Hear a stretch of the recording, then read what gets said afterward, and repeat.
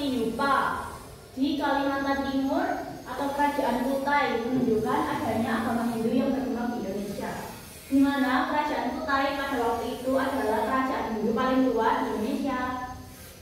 Nah, dengan ditemukannya prasasti ini yang mengandung bahasa Sanskerta dan menggunakan huruf Pallawa, yang dimana itu adalah bahasa dari Hindu kuno, dari kitab Weda.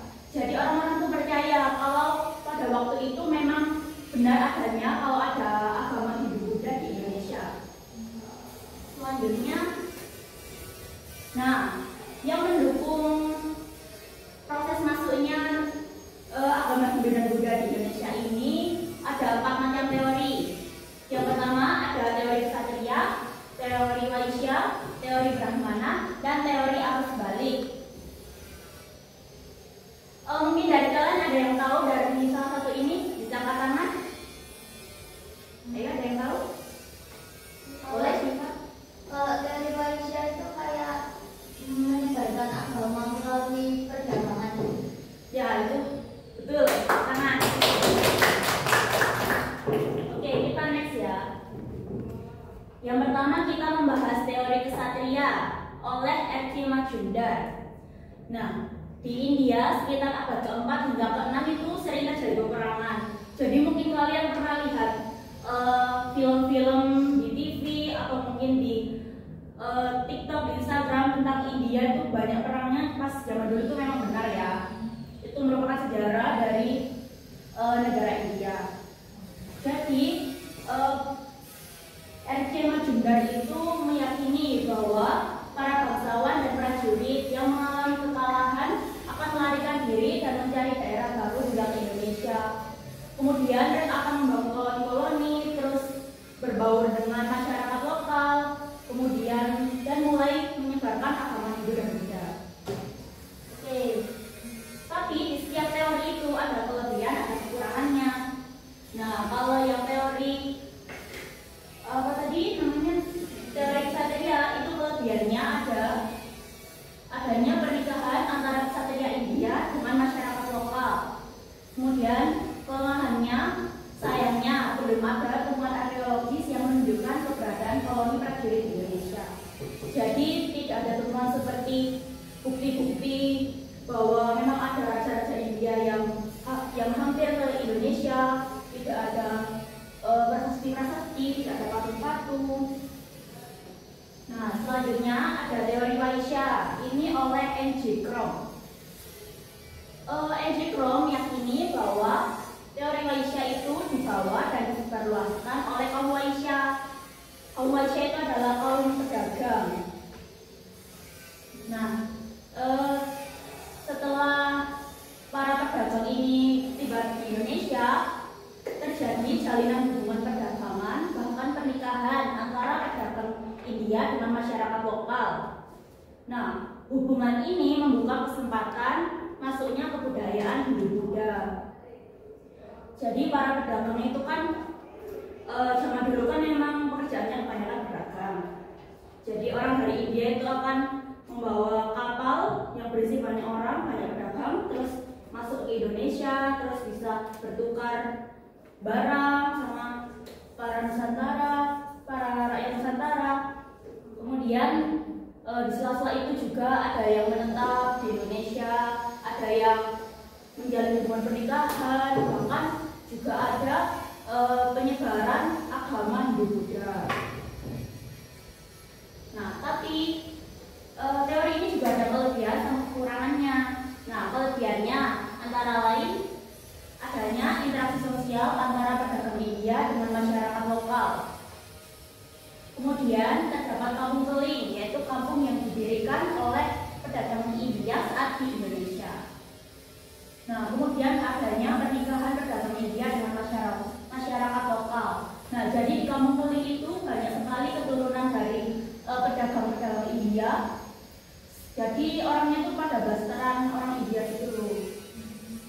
Terus sampai sekarang itu masih ada. Tapi di samping itu juga ada kelemahannya. Kelemahannya antara lain kaum Waisya datang hanya untuk tujuan berdagang, kemudian menyebarkan agama agama cenderung rendah. Kasta Waisya cenderung kesulitan untuk mempelajari ajaran agama Hindu dan Buddha karena menggunakan bahasa Sanskerta dan menggunakan huruf Pallawa yang membutuhkan kemampuan khusus. Nah, jadi di dalam kitab ajaran agama Hindu itu kan namanya Weda. Kemudian kitabnya Buddha, ada yang tahu namanya? Ayo, ada yang tahu nggak? Kitab agama Buddha, ada yang tahu nggak? Ayo, kalau Hindu kan Weda, kalau Buddha belum tahu. Kalau Buddha itu namanya Tripitaka. Nah, jadi di dalam kitab Hindu kuno itu menggunakan bahasa Sanskerta seperti yang dijelaskan tadi. Itu pakai huruf Pallawa, jadi kayak aksaranya orang India zaman dulu gitu. Nah, orang-orang yang bisa baca itu cuma terbatas. Jadi mungkin orang Brahmana, kemudian orang-orang yang mungkin memang paham dengan ajaran agama Hindu yang benar-benar paham, seperti pemimpin agamanya, itu biasanya yang paham itu hanya mereka saja. Jadi kalau kasta Waisya itu cenderung lebih rendah lah. Mungkin mereka banyak yang nggak bisa baca huruf Pallawa. Nah, selanjutnya ada teori Brahmana oleh Van Vleut. Kalau teori Brahmana ini dibawa oleh Brahmana yang datang atas undangan dari penguasa yang ada di Indonesia untuk menobatkan raja, memimpin upacara-upacara keagamaan, dan mengajar ilmu pengetahuan. Nah, Van Vleut itu tidak setuju dengan hipotesis kesatria dan hipotesis Waisya karena seperti yang disampaikan di film tadi, Van Vleut itu nggak percaya gitu loh kalau seorang Waisya, seorang kesatria itu bisa menyebarkan agama dengan segitu baiknya tuh, menurutnya itu tidak mungkin karena yang bisa paham dengan Weda, dengan Tripitaka itu hanya orang-orang tertentu saja. Terus, nah kalau teori ini ada buktinya, terbukti dengan adanya prasasti yang menggunakan bahasa Sanskerta dan huruf Pallawa. Yang ada di slide nomor 2 tadi, yang prasasti Yupa ada di kerajaan Kutai. Nah, itu adalah salah satu contoh prasasti yang pakai huruf Pallawa. Kemudian ada juga kelebihan dan kelemahannya. Kelebihannya adanya prasasti berbahasa Sanskerta dan Pallawa yang bisa dibaca oleh kaum Brahmana. Jadi prasasti ini tuh mendukung teori ini banget.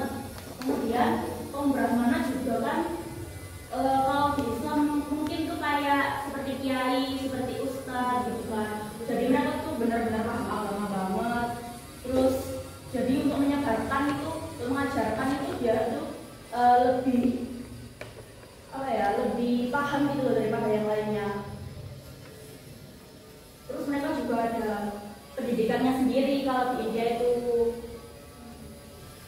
Kemudian kelemahannya, nah ini kelemahannya itu ada menurut ajaran Hindu kuno zaman dahulu, kaum Brahmana itu gak boleh menyeberang lautan serta meninggalkan tanah airnya.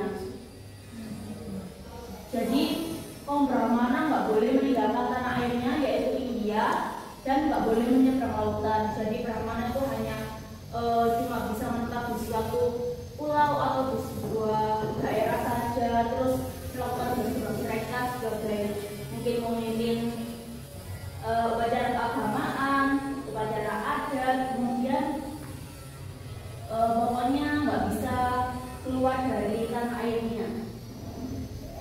Nah, ini teori yang terakhir, nggak kerasa ya kita udah nyampe teori terakhir. Ini namanya teori arus balik. Nah, ini dikemukakan oleh F.B.K. Bos. Ini isinya adalah para biksu Nusantara yang pulang dari India, kemudian menjadi pemuka agama yang menyebarkan agama dan budaya dari India. Nah, jadi orang Indonesia itu dia akan pergi ke ke India untuk belajar, mempelajari agama Hindu, agama Buddha dari brahmana-brahmananya langsung. Kemudian mereka akan kembali lagi ke Indonesia dan menyebarkan ajaran-ajaran tersebut kepada orang-orang lokal. Kemudian, nah ada juga kelebihan dan kelemahannya. Kelebihannya lebih efektif karena rakyat berinisiatif sendiri datang ke India untuk mempelajari agama Hindu dan Buddha. Kenapa lebih efektif? Soalnya kalau rakyat ke sana itu kan pasti diajarkan, kemudian bisa belajarnya tuh lebih intensif, kemudian mungkin bisa lebih masuk gitu kan pelajarannya. Kemudian saat dia kembali ke Indonesia, dia tuh menyebarkan agamanya itu lebih mudah. Karena apa?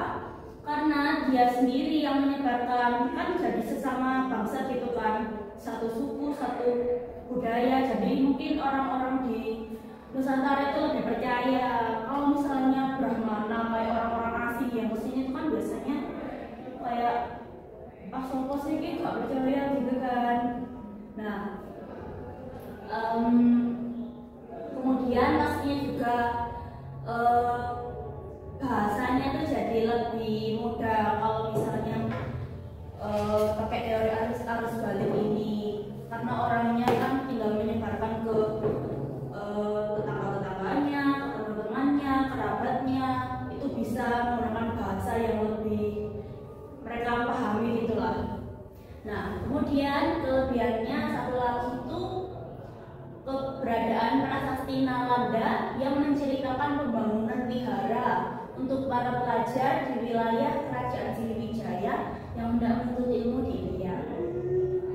Nah, waktu itu di Kerajaan Sriwijaya itu kayak ada kerjasama dengan orang India gitu loh. Jadi orang-orang dari Sriwijaya itu pergi ke India buat belajar agama Hindu, belajar agama Buddha. Nah, kemudian setelah itu mereka tuh dibuatkan prasasti Nalanda. Namanya tuh prasasti Nalanda. Itu isinya tuh menceritakan tentang pembangunan vihara untuk para pelajar di wilayah Sriwijaya itu. Nah, kemudian kelemahannya, orang Indonesia tergolong pasif untuk memiliki inisiatif dalam mempelajari agama sendiri. Nah, kalau dulu kan mungkin kehidupannya tuh masih nggak seberapa sekarang kan ya. Kalau sekarang kan kita bisa sekolah, bisa bekerjanya tuh lebih beragam, ada yang jadi guru, jadi dokter, ada yang jadi perawat, macam-macam. Nah, kalau orang dulu itu kan mungkin mereka tuh habis lahir, mungkin masih kecil itu ya mungkin diajarin kan, tapi diajarinnya cuma kayak diajarin baca tulis, diajarin hitung, dan nggak ada nggak ada pendidikan formal kayak kita sekarang kan. Jadi mungkin mereka kalau udah besar itu melanjutkan berdagang untuk yang Malaysia, kemudian mereka juga melanjutkan tahta, mungkin kalau yang yang kasta kesatria. Jadi mungkin mereka itu tergolong pasif untuk memiliki inisiatif dalam mempelajari agama Hindu Buddha, sampai mereka bela-belain datang ke India itu kayaknya hampir kemungkinannya itu kecil. Nah, yang terakhir Ibu ada menulis, mungkin ada yang mau maju memberikan pendapatnya. 3 orang boleh. Ini pertanyaannya, menurut pendapat kalian, teori mana yang paling masuk akal dan lebih bisa dipercaya? Ayo, ada yang mau maju? Oh ya, sama kasih alasannya ya. Boleh kan kita maju ke depan ya?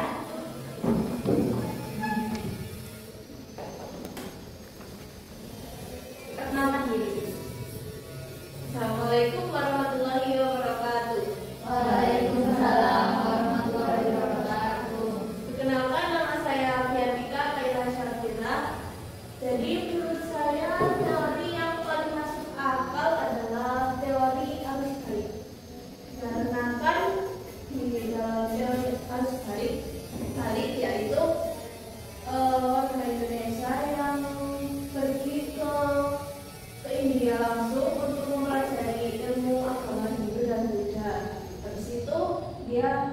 Bali langsung menyebarkan agama Hindu-Buddha di wilayah Indonesia dan dapat mudah dipercaya oleh penduduk Indonesia. Oh, bagus sekali, tepuk tangan buat Cantika. Jadi terima kasih ya Cantika atas pendapatnya. Jadi pendapatnya tadi itu paling masuk akal dan lebih bisa dipercaya adalah teori akar Bali. Karena apa lagi? Karena penduduk Indonesia yang pergi ke India untuk mempelajari ilmu Hindu dan Buddha dan menyebarkan agamanya di wilayah Indonesia. Jadi mungkin lebih bisa dipercaya secara lokal gitu ya. Nah, buat orang kedua ada lagi mungkin yang dengan teori yang sama atau dengan teori yang berbeda. Boleh dengan teori yang sama kasih, boleh. Tapi kasih pendapatnya yang berbeda ya. Perkenalkan, nama saya Rida Dulu. Menurut saya yang paling masuk akal dan bisa dipercaya itu teori Brahmana. Karena kan teori Brahmana itu dia kan walaupun tadi di rumahannya tidak bisa keluar dari tanah air dan daerahnya. Tapi menurut saya kalau dia memiliki kasta tinggi harusnya dia itu lebih bisa kayak memiliki kekuasaan untuk bisa berpikir dengan alasan menyebarkan agama di dunia tersebut. Terima kasih Nadine dan alasannya cukup logis ya, cukup masuk akal. Cantika dan Nadine, mungkin ada lagi satu orang lagi atau udah cukup? Udah cukup? Sudah cukup. Oke, jadi ini sedikit menyinggung ya. Jadi dalam agama Hindu itu kan ada 4 macam kasta. Yang pertama kalian tahu kasta tertinggi apa? Brahmana. Ya. Yang kedua? Saksaya. Ya, Satria. Yang ketiga? Waisa. Yang keempat? Ada yang tahu? Ya betul. Nah, kalau di teori ini itu kan ada dari 3 kasta tadi kan yang sudah disebutkan, mulai dari Brahmana, Vaisya, sama Ksatria. Balik. Terus kenapa sih kalau teori Sudra ini kok nggak masuk? Kenapa? Soalnya Sudra itu adalah kasta paling rendah di India. Nah, sedangkan orang Sudra itu biasanya cenderung bekerja sebagai pelayan atau sebagai buruh. Jadi mereka itu bukan orang yang bisa dipercaya gitu loh buat orang di sana itu. Nah,